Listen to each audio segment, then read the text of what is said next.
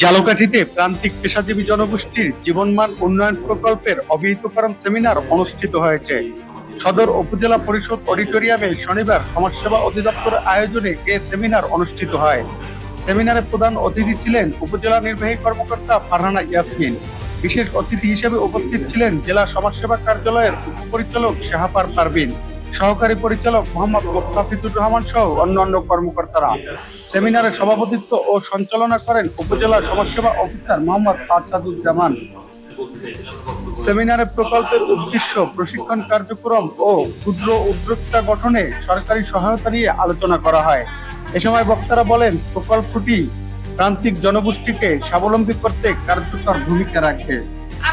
আপনি হয়তো কম্পিউটার চালাতে পারেন না, মোবাইল আমরা হয়তো তেমন চালাতে পারি না, কিন্তু আপনার ঘরের সন্তানও কিন্তু পাচ্ছে। আপনাকে কিন্তু জানতে হবে যে নবতর প্রযুক্তির মাধ্যমে কে কিরকম পণ্য উৎপাদন করে। ওইটার সাথে টিকে থাকতে হলে আমাকে আরো কত আইডিয়া গ্রহণ করতে হবে। এটা ছাড়া কিন্তু এটা আসলে হবে না। আপনার শীতল পাটি থেকে যদি কিংবা আপনার নকশিকা থাকতে দেখেন আরো কি করে, আরবের যে পণ্য সেই কাঁথাগুলো কিন্তু আসলে হাতে সেলাই করা হয়, কিন্তু ওদের সবকিছু অনেক সুন্দর। আপনাদেরকে ওইটা বুঝে যে আপনার পণ্যের থেকে কেন কারো পণ্য আর সুন্দর না।